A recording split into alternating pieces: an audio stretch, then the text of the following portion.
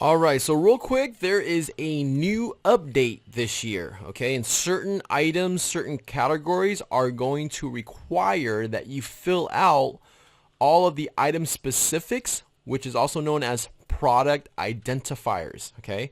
And they must be entered depending again on the item you're listing, the model number, the MPN, etc., etc. The video that you're watching was created before the UPC box was required. If the item shows the UPC box, make sure to search for it and add it to the UPC box. If you cannot find the UPC, please make sure you put does not apply into the box. Okay, you got to make sure you do this, because if you don't, you won't be able to create the listing and there might be complications later with that listing. Now, I'm going to show you really quick this item. As you notice now, the new listing requires a UPC. Okay, now you might be wondering, well, how do I find the UPC? Very easy.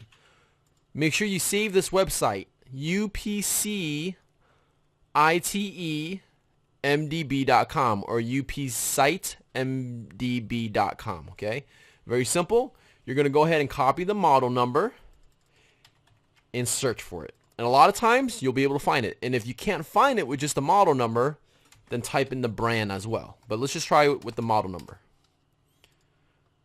Okay, and there it is.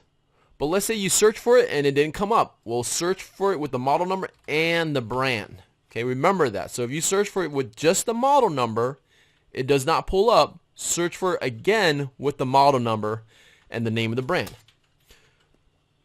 And if it comes up, this is the UPC. Okay, UPC-A. Make sure you copy this whole number right here, just like that. And then you're going to paste it into the listing right here. Make sure you move out all the spaces. Okay, just like that.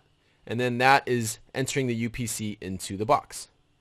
Now, if you search for it and you cannot find the UPC, like I mentioned before, you can have the option to put does not apply.